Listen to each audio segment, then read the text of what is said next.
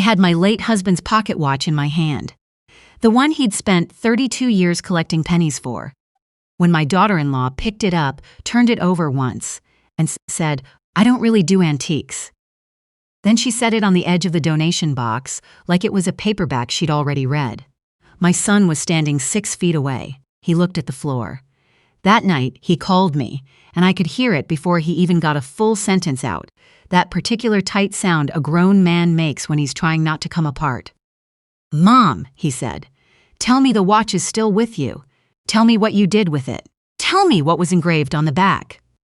I sat down at the kitchen table where Henry and I had eaten 31 years of breakfasts, and I thought carefully about how to answer him.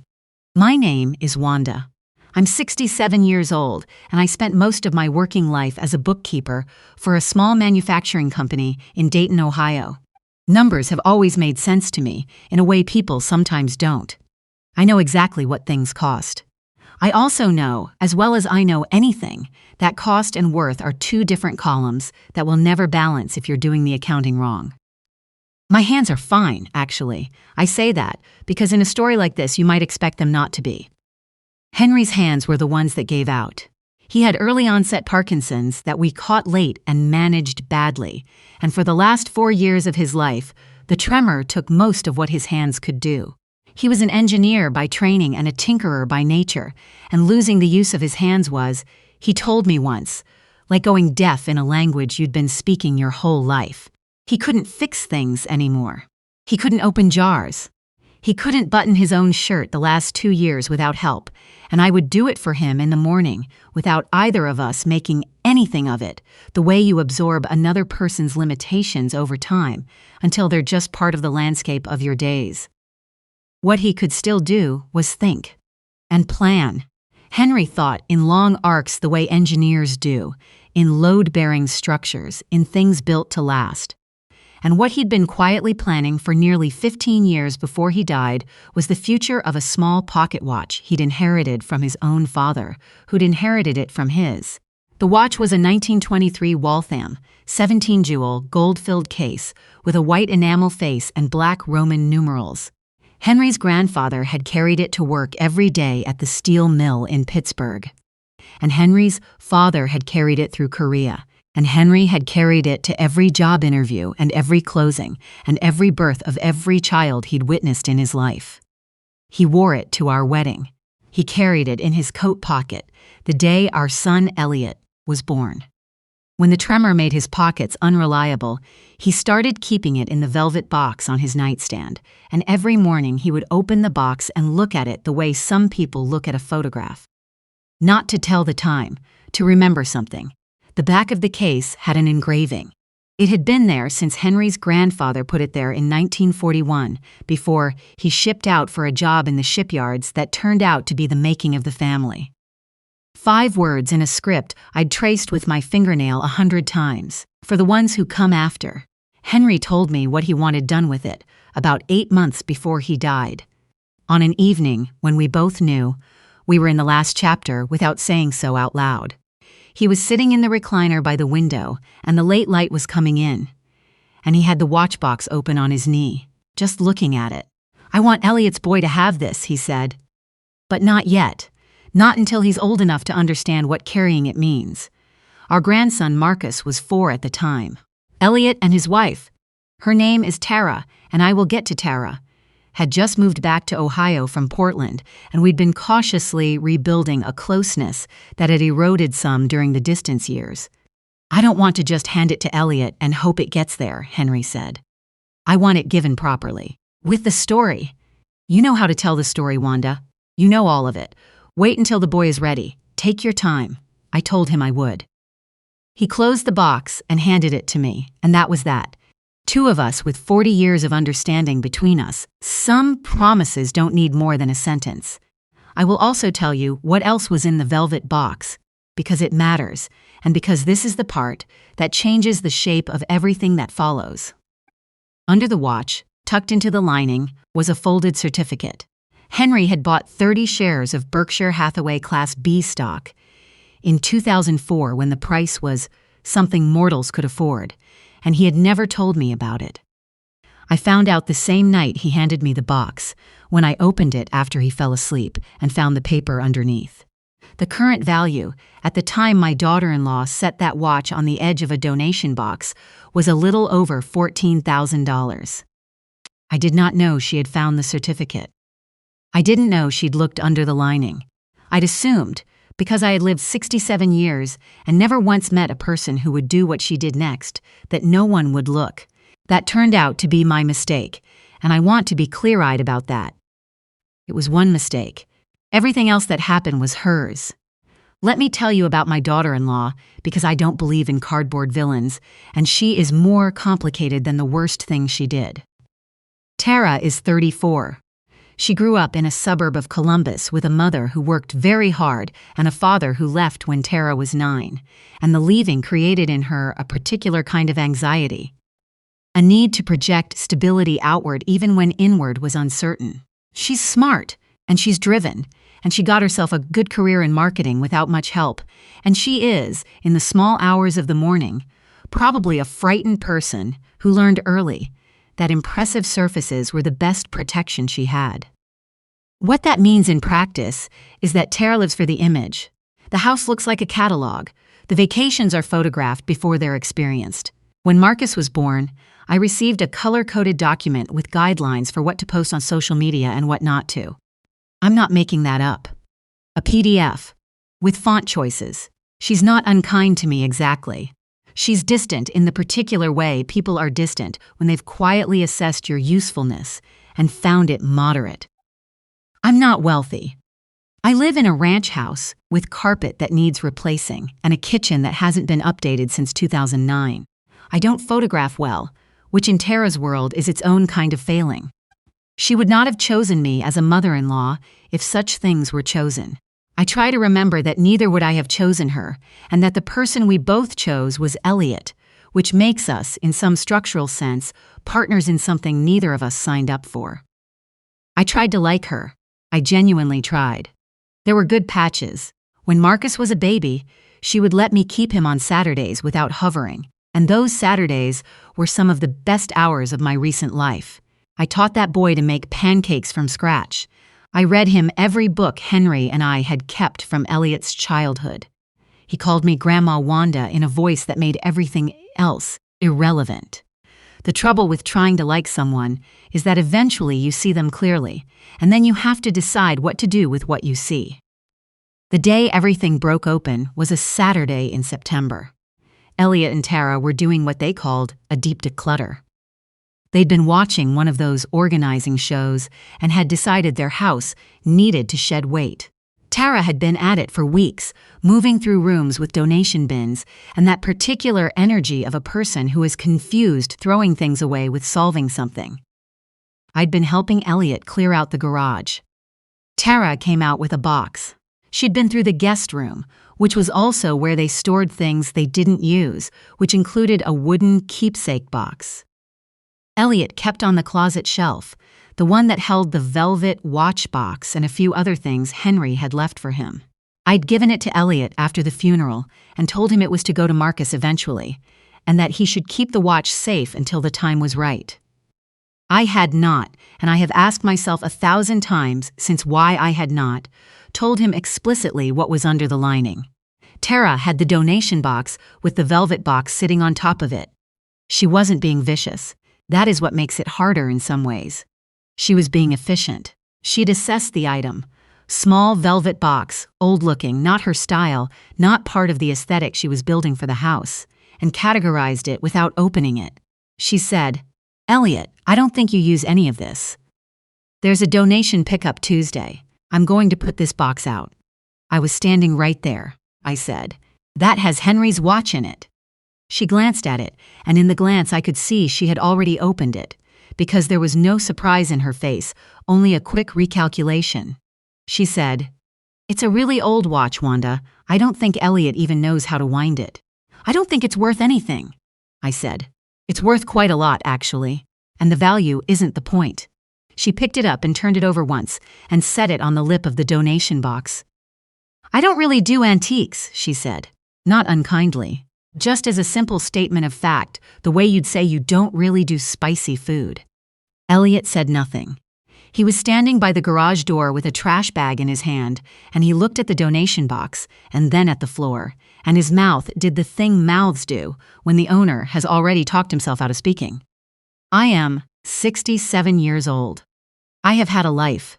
I have buried a husband and organized his estate and written the condolence notes and made sure the right things went to the right people and kept my composure through most of it. So when Tara set my husband's grandfather's watch on the lip of a donation box, I did not cry and I did not raise my voice. I picked it up. I said, "I'll take it home for now." Tara looked mildly annoyed in the way. She looked mildly annoyed when something didn't fit her plan. Elliot's shoulders dropped about half an inch in what I recognized as relief. Nobody said anything for a moment, and then Tara went back inside and Elliot said, "Mom, she didn't know." And I said, "She knew it was your father's. That should have been enough." And I tucked the velvet box into my purse and went home. I didn't look inside until I got to my kitchen, until I sat down and took a breath and gave myself a minute to feel how much the afternoon had cost me before I opened the box to take stock of what was left. The watch was there. The velvet hadn't been disturbed. But when I lifted the watch and checked under the lining, a thing I hadn't done since the night Henry died, a thing I'd always meant to do before handing it on, the certificate was gone. The stock certificate was gone. Tara had found it and taken it and said nothing about it when she declared the watch worthless. I sat at Henry's kitchen table in Henry's kitchen, and I thought for a long time about what that meant. Someone had opened the box, looked under the lining, found a financial document worth $14,000, removed it, and then told me the item wasn't worth anything. I don't know exactly what she planned to do with it. Maybe nothing. Maybe she'd set it aside to ask Elliot about and hadn't gotten around to it. I gave her that possibility the smallest amount of room, because fairness requires it. But the room was small. I made myself a cup of tea. I got out the yellow legal pad I use for thinking through difficult problems, the same way I'd use a spreadsheet at work. You write down what you know. You write down what you don't know. You write down what you want the outcome to be. Then you figure out the steps between here and there. What I knew. Henry had entrusted me with his grandfather's watch, a family story 3 generations deep, and a stock certificate he'd set aside for Marcus. What I wanted. Marcus to receive the full inheritance, material and otherwise, his grandfather had prepared for him. What I did not want. To hand anything of Henry's into a household where it would be assessed for market value by someone who had already told me she didn't do antiques. I was calm by the time the phone rang. I'd been expecting it, though not as quickly as it came. It was Elliot, 45 minutes after I left, voice already not quite steady. "Mom, I have to ask you something." "All right, the watch. When you took it home, did you look at the box? Did you look at everything in the box?" I said. "I did." He was quiet for a second. Then, "Tara found something under the lining. She told me tonight, after you left. She said she found a piece of paper and she put it somewhere safe and she was going to ask me what it was." "Was she—" "Mom, what's on that paper?" And there it was. The question the whole day had been moving toward. My son, in his kitchen or his car or wherever he'd gone to make this call, asking me what had been in his father's box. I knew the answer would change things. I knew there would be no taking it back. I told him anyway, because some things a person needs to hear in full, even when the weight of it is going to cost him something. "It's a stock certificate," I said. "Berkshire Hathaway. Your father bought it in 2004 and kept it in the box all these years. It's worth a little over $14,000. He meant it for Marcus. He meant the whole box for Marcus when Marcus was old enough to understand what he was carrying." The line went quiet. Then Elliot said, "She told me it wasn't worth anything." "I know. She said it was probably nothing, just old paperwork." His voice was doing something careful, the way voices do when the person speaking is working hard to stay level. "Mom, she found a stock certificate and told me it was nothing." "I know, sweetheart. I'm going to throw up." I didn't say anything to that. Sometimes you let a person be where they are. He called me back 40 minutes later. Whatever had happened in between, his voice was different. Tighter in one direction, looser in another. The combination you hear when someone has had a fight they needed to have, and it has not gone well, and they are not sorry. I asked her directly, he said. I asked her why she didn't tell me right away what she found. She said she didn't know it was valuable. I said that's not the point. It wasn't hers to decide about. She said I was overreacting. She said your dad is gone and you get so emotional about his things. He stopped. Mom, she said you probably put the watch out in the guest room hoping she'd find it, so you'd have an excuse to take it back. I closed my eyes. She said that. Yeah. In 32 years of marriage, Henry never once made me feel small. I have not always had that in the other relationships of my life, but I had it in that one, and it made me understand, from the inside, what its absence looks like. My daughter-in-law, faced with the proof of her own actions, had looked for the angle where she was the wronged party. She had found it in about 60 seconds. And I thought, sitting there at that kitchen table, that this was actually the more important information. Not the certificate. Not even the watch. The fact that when caught, the instinct was to redirect, to find a villain, to make the grieving widow into the schemer. That told me more than I needed to know about what kind of house Henry's legacy was walking into. Elliot, I said, I need you to hear something. Are you listening? Yeah. Mom, your father did not tell me about the certificate until he was dying. He kept it there, quiet, for 15 years, because he thought in long arcs. He was that kind of man. He wanted Marcus to have it because the best gift his own grandfather ever gave him wasn't money.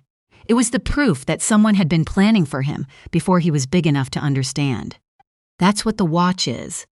That's what the certificate is. That's what the engraving on the back says. For the ones who come after, that's who Marcus is. Elliot didn't say anything for a long moment. I didn't know about the engraving, he said quietly. I've had the box for 2 years. I never looked at the back. I know, baby. Dad's handwriting isn't on it. It was his grandfather's. Henry Srar. Yes, he carried that thing to Pittsburgh every day. He did. I heard my son take a breath that went in steady and came out uneven, and I did not rush it. You let them arrive where they're going at the speed they're going, and you wait. What do you want to do? He asked. Tell me what you want to do, and I'll back you up, whatever it is. I should have said something in that garage, and I didn't, and I'm not going to be quiet again. That sentence, I will tell you, was worth something to me. I had not heard my son talk like that in a long time, maybe not ever. Elliot is a gentle person, the kind who absorbs tension into himself so it doesn't land on anyone else, the same way I absorb language and Henry absorbed mathematics, and people absorb the survival tools of their particular families. He'd been absorbing Tara's edges for 6 years and going quiet, 'cause quiet was easier. It took his father's watch and his father's stock certificate and his wife, calling his grieving mother a schemer to make him say, whatever it is, I'll back you up. I told him what I wanted. I wanted a Sunday dinner. My house. The 3 of them. And my sister Roseanne, who had known Henry since before we started dating and who understands better than anyone what he was and what he meant. I wanted to give Marcus his grandfather's watch properly, with the story, with the engraving, with the certificate, in front of everyone, the way Henry asked. Elliot said he'd make it happen. He did. It took 3 weeks, partly because Tara needed time to agree to come, and Elliot needed time to convince her. I heard later from Elliot that she'd spent those 3 weeks constructing a version of events in which she'd done nothing wrong and had been unfairly targeted by an overprotective mother-in-law. I heard that she'd called her own mother to report that I was making a whole thing out of her honest mistake. I made a pot roast. That's the weapon of my generation, and I'm not ashamed of it. I made pot roast and rolls, and a green bean dish that was Henry's favorite, and I put on a clean tablecloth and got out the good dishes, and I set the velvet box in the center of the table where a centerpiece would go. When Tara walked in and saw it, her jaw did something small and tight. I'd expected that. The pot roast smell made it harder to be cold in my kitchen, and I was counting on that too. We ate first, I insisted. You do the hard thing after the food, not before. We talked about Marcus, who is 6 now and losing his first teeth and deeply interested in dinosaurs. He sat next to me and ate 2 rolls, and showed me a gap in his lower gum with the gravity of someone reporting a geological event.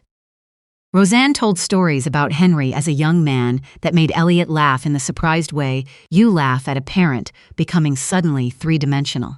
Even Tara softened in the way people soften when their guard is down and the evening is warmer than they planned for. Then I cleared the plates and I put my hand on the velvet box. "I'd like to give Marcus something from his grandfather," I said, the way Henry asked me to. "With everyone here." Marcus looked up immediately, because he is 6, and the word something from his grandfather hit different when you're 6 and your grandfather is a photograph. I opened the box. The watch sat in its velvet hollow the way it always had, cream enamel face, black numerals, the gold of the case warm in the kitchen light. I lifted it and I held it for a moment, and then I turned it over and I showed Marcus the back. "Can you read that?" I asked him. He sounded it out slowly, the way he reads. 4. The ones. Who come after. "That was put there by your great-great-great-grandfather," I said. "He carried this watch to work every day in Pittsburgh. And then his son carried it, and then your grandfather carried it." I looked at Elliot. "Your dad had this in his pocket the day you were born. He wore it to every important day of his life." Elliot pressed his lips together hard. "This watch has been in this family for over 100 years, I said. "And you are who comes after, buddy. You're the one it was waiting for." I handed it to Marcus. He held it with both hands, the way children hold something they understand to be serious, and he looked at his name, situation in the situation, without any words for it, which is the truest kind of understanding. Then I reached into the box and I drew out the certificate. I hadn't replaced it. I'd called Tara earlier in the week and told her simply that I needed it back for the dinner, and that it would be explained then. She'd brought it, without comment, in an envelope. I did not know what to make of that, but I'd chosen to take it as a signal that she was not entirely beyond the reach of better judgment. I laid it flat on the table where everyone could see it. "Henry bought this in 2004, I said. "He didn't tell me about it until the month before he died. He kept it in the box for 15 years under the lining because it was for Marcus and he didn't want it spent on anything else." I smoothed the edge of the certificate. "It's worth just over $14,000 today." The table absorbed that. Roseanne made a sound. Not surprise exactly, more recognition. That's just exactly what Henry would do. Elliot stared at the certificate and then stared at the table. Marcus looked between the watch and the paper, trying to figure out which one was the important part, which is, honestly, a harder question than it looks. Tara went still. I looked at her, and I kept my voice, as even as I have ever kept it in my life. "You found this a few weeks ago," I said, "when you were decluttering." I said it without heat, as a statement of fact. "And you told Elliot it was probably nothing." Tara's mouth opened. The defensive version of her was right there, ready. I could see it assembling itself, the perfectly reasonable explanation, the way anyone could have made the same mistake. "I didn't know what it was worth," I said gently. "I know. But Tara, that's the whole point." I kept my eyes steady on hers. "Worth isn't the first question. Worth was never the first question. This was your husband's father's box, sealed and kept for 20 years. And the right question when you open it is not what is this worth, it's what's this for. Those are different questions, and they get you different answers." She looked at the table. I wasn't done, but I wasn't cruel about it. "Those are two different things, too. I'm not telling this story to embarrass you," I said. "I'm telling it because that little boy is going to grow up, and he's going to learn how to measure things. What things cost, what things mean, which ones you keep. And I need him to have this in the room he grew up in." I touched the watch gently, where Marcus was still holding it. Something 100 years old that 5 men carried because it mattered. Something his grandfather saved quietly for 15 years because he wanted this boy taken care of before this boy even existed. That doesn't have a market price. And it was almost in a donation box. Nobody spoke. Elliot's hand was over his mouth. Roseanne had her eyes closed, the way she closes them when she's trying not to cry and trying to remember the reason she came. Marcus was looking at the engraving again, tracing the letters with one small, careful finger. Tara said quietly, "I'm sorry." Just those 2 words. She didn't elaborate, She didn't construct a context for them, or a caveat, or a version that redistributed fault. Just, I'm sorry, and I believe she meant them. And I chose in that moment to let them be enough for the moment, even if there was more still to figure out later. There is always more to figure out later. I told them what I'd decided about the certificate.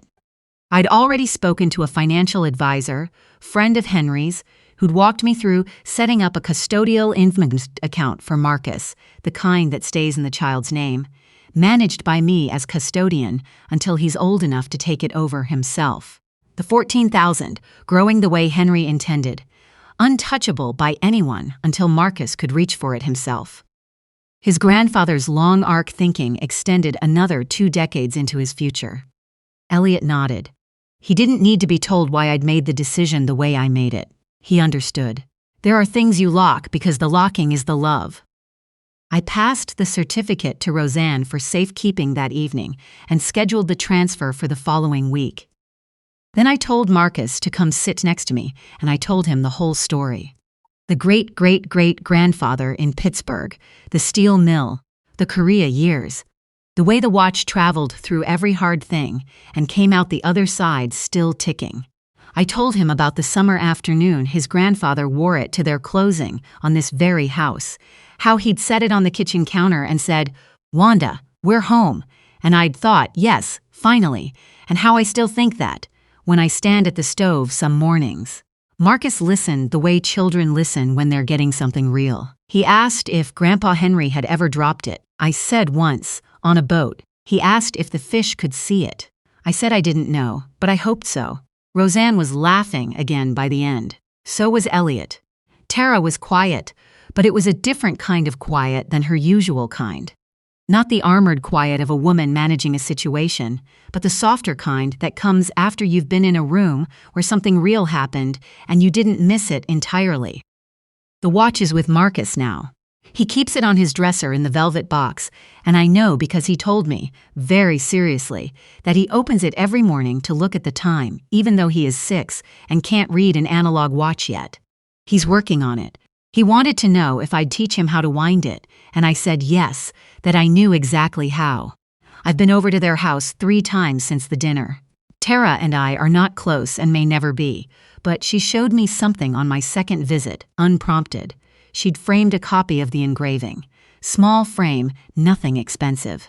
Set on the shelf in Marcus's room, next to the velvet box. For the ones who come after. I looked at it for a moment and I said, Henry would have liked that. And she said, I think I understand now. What he was doing. I didn't say better late. I thought it. But I didn't say it. Elliot is different in ways that I notice and that I'm careful not to remark on too directly. Because he's a grown man. And the last thing a man who's just found his spine needs is his mother commenting on the spine. But he speaks up now in small ways that add up. He told me on the phone last month that he'd started reading about his great-great-grandfather's history in Pittsburgh, that he'd gone looking for it, because Marcus asked questions he couldn't answer. He found some records. There was a name, an address, a ship manifest from 1908, he said.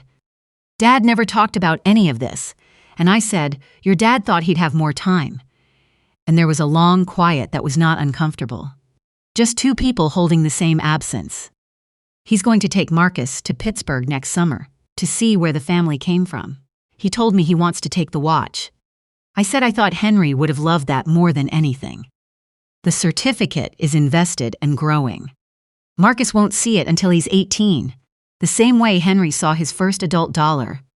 Not as a handout, but as a foundation already laid beneath him.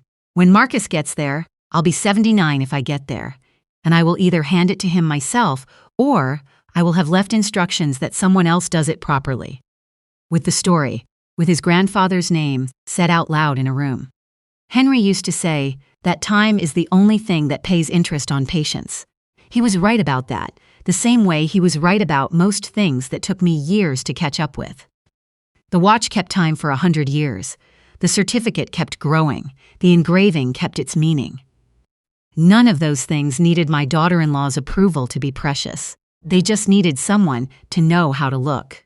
If you're someone who makes things by hand, who saves quietly, who gives without a logo, If you've ever put something real in front of someone and watched them reach past it for the expensive thing, then you know that the world will keep telling you that worth is a number and a brand and a display case. Don't believe it. The most valuable things I have ever held have been a husband's hand, a grandson's face over a 100-year-old watch, and a piece of paper kept secret under velvet for 15 years because someone loved a child who didn't exist yet and wanted to prove it. That's the whole accounting. Everything else is just cost.